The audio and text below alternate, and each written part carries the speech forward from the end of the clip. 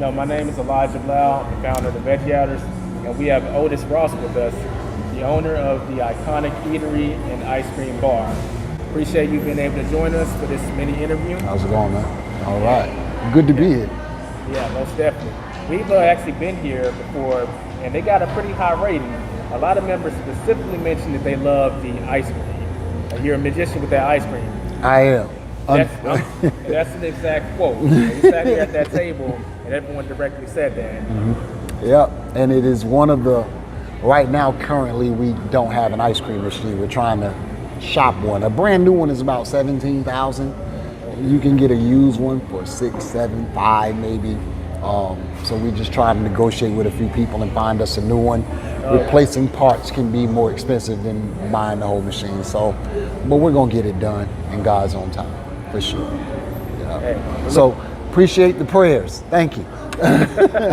Look forward to when it's coming back. Mm-hmm. So the thing about ice cream and why it was so, for me, I'm a big ice cream eater.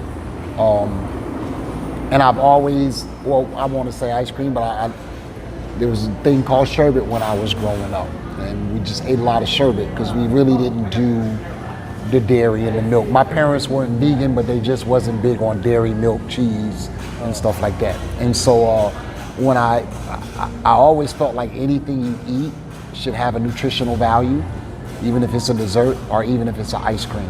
And when we started making ice cream, our goal was to add nutritional value to it. So we use all natural organic ingredients, and then we fortify it with things like turmeric or blue spirulina or something like that to give it its color and give it its vibe, and at the same time give you that nutritional content as well.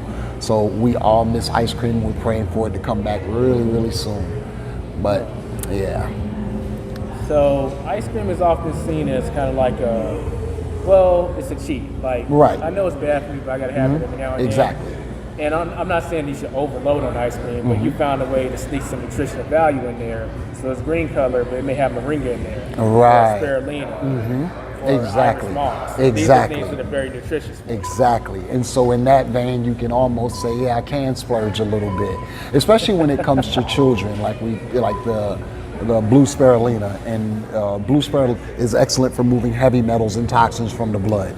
Right. So if you're sending a child to school every day, and then they coming home from school every day, instead of popping all these vitamins full of dyes or whatever, you can give them a cup of ice cream and you know they're gonna eat it. You know they're gonna eat it, but they just had electrolytes, potassium, vitamin C, vitamin D, they had the spirulina, all that in a cup of ice cream. So that was the amazing victory for ice cream with us, that we actually made it something that's valuable to the nutritional makeup of the individual this evening. Gotcha. We kept it diabetic friendly. We don't use any dyes or artificial sweeteners or colors. So it truly is a miraculous, it's the best ice cream in the world, man. So I kind of think that God is sort of slowing me down to get me ready for the next big break. So I'm looking at it in that positivity. But yeah, ice cream has to come back. So again, y'all keep praying for me. Keep praying for me. Okay. Mm-hmm. So you did touch on your parents. You said that they weren't vegan, right? No. But you personally are, right? I am. But I didn't grow up vegan in the sense, well, vegan probably wasn't even a word. I'm 55 years old, so I was born in 1969. So throughout the 70s and 80s, my brother was a Rastafarian, a dread, and he didn't eat meat. And so it wasn't, I didn't miss what I never had. Like, I don't know what bacon tastes like, a pork chop or any of that stuff like that, because we just never ate it. We were really into stews, and whether it was pumpkin stew or whether it was beans, peas as we like to call them. But we just ate a lot of that and not a lot of meat. So now when you get to this stage, 2024, if I had the middle name of choice, my middle name would be Unity. I just don't believe in things that divide people. So now when you have vegan, it's like you eat vegan, or you're raw vegan, or you're plant-based, or you're this, or you're that, or you're this, or you're that. Right. When really every one of them individuals are just trying to eat a little better for themselves or for the environment. How you go about that and what title you choose to put on it, I just like to stay out of. You know, what we do here is try to encourage people to eat better. Right. For your personal health, number one, Because if you ain't here, you can't save the environment. No way. So you have to be. It has to be about you first. Right. Because if you're not here, you have no voice for those animals and those birds and fowls that don't have a voice. If you're not here, you have no voice for children. If you're not here, you have no voice about the garbage they feed our kids in school. If you're not here. So we're gonna take care of you first and make sure your body is properly nourished for longevity. And then after that, you can really look and see what impact that has on your immediate environment as far as your trees and your plants and your grass and your animal life, et cetera, et cetera. But we think it all branches off from those who are given intelligence being able to use that intelligence to better the world. So we gotta be here for them. so for us, and especially in this environment, for those who don't know, we're inside of a health food center, probably one of the best I've seen in my life. And you'll find people that'll go over there to that supplement and they'll spend $600-700 every 3-4 days, but they'll go right down the street to McDonald's. Counterproductive. And so what we're trying to say, if you eat a little better, you spend a lot less money on supplements and vitamins and things of that nature. So far, so good. Hey, that's preaching to the choir for me, because that's the reason I started the Veggie Outers. We're not so much caught up in food tribalism. Like we just described, I call that food tribalism. Yeah. So like you got the raw foodists, then vegans, then the like all these different labels. And we preach that, look, as long as you can eat less meat, that's going to generally be better for you, and eat more nutritious things like fruits and vegetables. Right. If you find creative ways to get that in your system, like for instance what you did with the ice cream, you're going to feel a lot better off. Absolutely. So one day you may find yourself equipped to actually make the full switch to leaving meat out altogether. But we don't get caught up in food tribalism, because all that does is cause a divide and it doesn't help anything. But I believe you will. I believe anybody who starts to put more vegetation in their diet, your body will eventually on its own start to reject meat. Oh yeah. We eventually start to reject meat altogether, because my daughter dabbles, well, before she moved here permanently, but since she's been here, her desire for her favorite, the shrimp taco, has just waned. Like, nah, I don't want that. So now she's 100% plants. But if you eat the way you're supposed to, your body will welcome it. It will welcome it, and it will begin to change. Because I know countless people who come in just like, I don't even like the smell of it, just makes me sick now. I've been there. I've been at a point where I could walk in your house, and if you're cooking meat, I just couldn't stay there. I'm a little better now. Because I had to work on what I don't want to be, no matter what I am, is judgmental.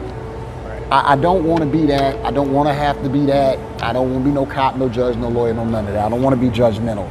So I try to accept people where they at and just give you what information I have, and hopefully it helps you. But I don't want to get caught in that bracket where if you not like me, or you don't eat like me, or you don't look like me, or you're not the same color as me, there's something wrong with you. All of that is racism. All of that. If you're not vegan, and we have to watch the way that we deal with people just because they don't live our kind of lifestyles. Because it's kind of like church. A lot of people don't go to church because of the way people treat them. Right. And sometimes people don't want to eat your food because of the way we treat them, and the way we look at them, and the way we judge them, where we could probably get more flies with honey than we do. Love people wherever you at. That's vegan too. Love is vegan. It's plant-based. And you can give love to everybody. Got that. Give that love. If that's the only plant-based you got, if that's the only plant-based you can get and receive that from one another, because that's going to make a difference too. Right. That's going to make a difference too. So we got love, and then we got our diet, which is about our physical health, so that we can maintain our presence in the world to make the world a better place. Right. And by doing so, we make the world a better place. Because when you think about it, every vegan I know drive a car or ride a bike or whatever, man. But if you don't know the rubber industry, you don't know the damage you're doing. It might be worse than the cattle industry. It might be. I'm gonna let you do your own individual research, but none of us have any room to be judging one another based off of diets and all that stuff like that. I just encourage all of you to eat better for yourselves, put a lot more plants in your diet, and eventually you'll find yourself, your body is just gonna naturally reject some things that you're not supposed to have organically anyway. Nicely put. When it comes to be the change you want to see in the world, And as you clean yourself up, people are going to take notice. When they take notice, they're probably going to be genuinely curious. Hey, what are you doing? Like, you just told me you're 55, but you don't look 55. You look like 15 years younger. Thank you, man. You know what I'm saying?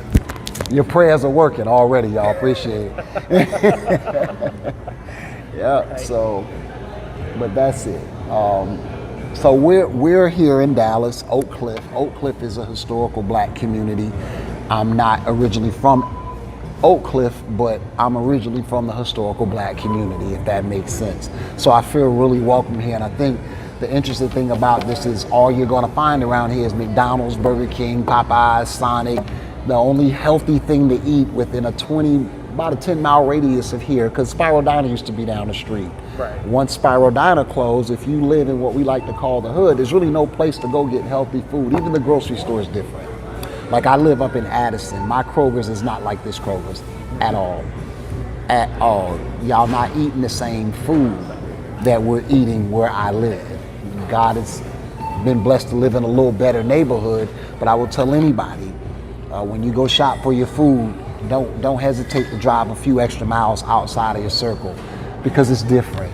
What they serve, the one thing I don't see in my neighborhood is a Walmart. We got Sprouts, we got Trader Joe's, we got all of those, no Walmarts. And you have to wonder about that. Wait a minute. Yeah, I stay in Uptown Dallas, so I can relate. Yeah, why do you don't? Like, all the health food stores are like, they're like a mile, 2 miles away from like Trader Joe's, Sprouts, Whole Foods. Yeah. And so that I mean, let that be a message to you. You probably can't even put that into words. But when you're in your community and you can't find something where other people can readily find in their community, that should tell you something.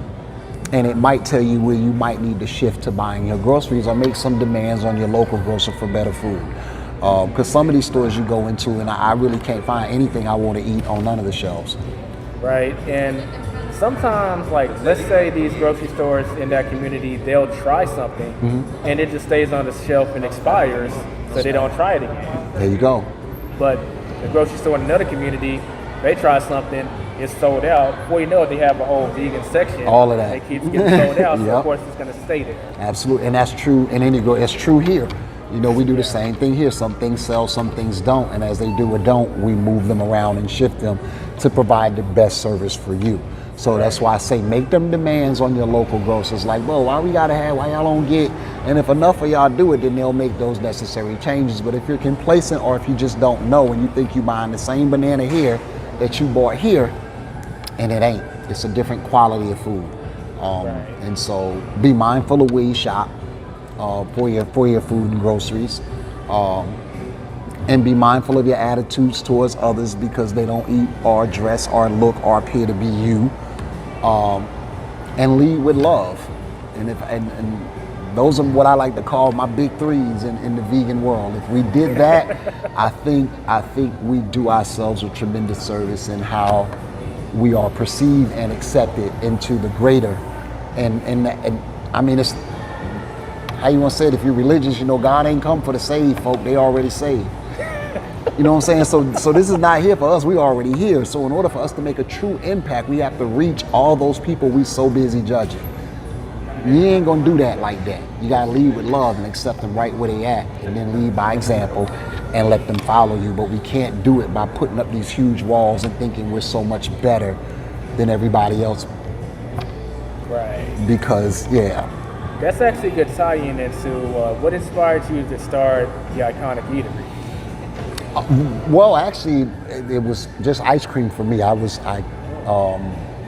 But when I came up here to do a pop-up with just the ice cream, I'm coming in the store, and it was just here, and they were serving. I think they were doing grass-fed beef, or like organic meat, salmon, wild-caught salmon, and stuff like that. But now you talking to a store that on the shelf is like almost 80% plant-based. Yeah. Most of the stuff in the store is plant-based. The supplements, pretty much plant-based. So in my mind, you were selling life on one end and death on the other. And I just felt like, let's find some food. I ain't no chef, but we can find somebody to cook. You know, lo and behold, I cook at home. I gotta eat. I didn't think I cooked good enough for nobody to buy nothing I'm making, but lo and behold. So it sort of kind of fell in the lap and became a perfect fit for the Ann's model. And their motto is the doctor of the future will no longer concern himself with how to heal you, but how to prevent you from getting sick in the first place. And that starts with a proper diet. So we just shift the whole thing, made the entire cafe vegan, and now it seems to all fit. You know, everybody coming in here, you know you're not coming in here to get no junk from either end. We ain't no Pepsis or Coca-Colas or Mountain Dews or none of that in here. Ain't no granulated sugar. We just don't carry those things. So, and in the kitchen, we try to follow that same suit. And as a backdrop to that, we do get a lot of fresh produce that we can also pass on to the customer as well. So you can almost guarantee that most of our produce is farm to market. Ain't no middleman. Nice. So, so I think that makes us a little different than most places. We do get produce and supplies from different vendors than what a normal restaurant or a normal vegan restaurant would get, simply because we have that underbelly of Ann's, who's been in this industry since 1984. And they've established some connections with some people, and they're big on ingredients. So, you know, if we say we need whatever we need, the ingredients is going to be some of the first things we talk about. Well, what's in it? I don't want to sell that. And that's how that works. So, like, for instance, we have a lot of people coming and they want chicken nuggets. And, you know, the healthiest version of chicken nuggets you got right now, unless you handcraft them, is Beyond, because it's soy-free, gluten-free, and GMO. However, if you read the ingredients, there's still a lot of crazy stuff in there. Like, that's still kind of... So we came up with a chicken tender out of chickpea. Absolutely amazing. But it is the cleanest version of a chickpea. It's got 6 ingredients. All of them you can pronounce. I was going to say that. You can pronounce all of them, all of them you can pronounce. They're all things that you probably went and bought off the shelf and took home and eat. You know, like I'm talking things like chickpea onion and garlic powder, like that type of stuff. It's not like monogluten, nothing. It's all very simple. It's all soy and gluten free, and it tastes absolutely delicious. So we're gonna start doing some samples of that and kind of trying to get people who otherwise would not even try vegan food. Right. Like, believe it or not, you know, to the carnivore, vegan has a very bad reputation. So I don't eat no vegan food. I gotta have meat. And you know, and I tell them all the time, I mean, if you gotta have meat, you just run out there in the backyard, get you a chicken, wring the neck, pluck it, stick it in the frying pan, fry it, and eat it. You're not gonna do it's that seasoning you like. Yeah. It's that ancestor lead that you like, and I guarantee you, I can season this mushroom better than you season that chicken. Yeah, because ultimately you're using plants to get something to taste like a plant, essentially. Exactly. That's what you're doing. If you take away the plants and just eat the meat raw, you're not gonna want that. Like on the show Naked and Afraid or something. You're not gonna want that. Yeah. You're not gonna want that. You're gonna have to put some plants on it for you to eat it. One way or the other. You know what I'm saying? And if you don't put them plants on there, so if you put them plants on anything, it tastes like that. You know, if you play with a bowl of wet flour long enough and put enough seasoning in it, enough plants in it, you can make something worth eating. And that's kind of where we go with that. Because, you know, now the thing is, why vegans always naming stuff after meat? You wouldn't understand it if we didn't. It's not for us. It's not for us. It's for you. It's for you to know, right? It's for you to understand the concept of what you're eating. You're eating something that takes the place of chicken. You're eating something that takes the place of steak. You're eating something that takes the place of fish. That's why we put those titles on there, to let the novice know that if you're looking for a certain flavor, you can go to these particular. But it's not like we're craving a steak because we named a piece of lion's mane steak. That's for you to understand, because I can just call it lion's mane. To him, man, I had me some lions. What you had to grill or fry, man? I grilled it. He gonna know just what I'm talking about. But if I'm talking to somebody else who don't know nothing about it, I said, man, I had me a lion's mane. Like, what, lion's mane? What's that? What's that? It's like a steak. Oh, now we on the same page. So I might as well call it lion's mane steak from the beginning. That way, everybody click. Yo, that's a good lead in into this question. Like, what's your most popular item that's on the iconic menu? Right now, my daughter made a coconut curry bowl, and it comes with black. You see, what Iconic does is we like to get completely away from fried food. We like to serve more bowls and dishes that are not fried. So she made a coconut curry that comes with avocado and tomatoes and cilantro, and it's served with a bed of black rice. that's real nutty and fruity, so it gels with the curry really well. A couple of little chips in there for you to dip your curry sauce with it, but it's an absolutely delicious dish, and it's been our top seller all week long. But things vary here. The interesting thing about Iconic is we won't let you get bored. We have some signature things that we always have, but you'll always be able to come here and look at the menu and be like, well, that's new. You know what I'm saying? That's new. I don't mind trying that. And that's kind of like how we like to keep it, so you don't get bored, you know. Okay. And with that note, like, what's the most underrated thing that y'all offer in your opinion? Like, I feel like people are sleeping on this one item, even if it's temporary or it's part of your like more permanent menu. Well, it's two of them: pizzas and the wraps. I can vouch for the pizza. That's my favorite item. Like, cause I've had several vegan pizzas, and for whatever reason, no one can get this tomato sauce to cheese balance in a good. It's always off. It's like way too much cheese. Oh, way and too not much enough sauce. Yeah, But so y'all pizzas- have the perfect balance. Pizzas and I would say our wraps, the kale wraps, the quinoa wraps, those things are just simple. If you've ever been into Sally's Raw Vegan in Atlanta, then you understand the beauty of a good wrap. And that's the vein we make it in. It's not just throwing some vegetables in a roll. It's not just putting some mac and cheese and nothing.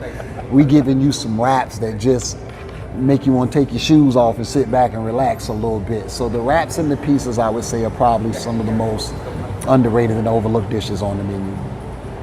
Okay. Cool. Well, I guess it's about time for us to start winding down, but do you have anything else you want to share with the Veggie Outers? Man, Veggie Outers, y'all follow them, y'all stick with them. They're gonna take you to some great places. I've enjoyed them since they first started doing this Veggie Outfitters thing. Well, I think they might have had 3 followers, and I was one of them probably, you know what I'm saying? So, but we definitely launched off into something extraordinary, new and exciting. I just ask y'all to follow them and stop by Iconic whenever you get a chance. We're at 2634 South Zane here in Dallas, Texas, inside of Ann's Health Food Center. Nice. Well, Otis, we appreciate you taking the time out. Thank you, brother. And be sure to swing by Iconic, Veggie Outers. Appreciate you. We'll catch y'all later. Until next time.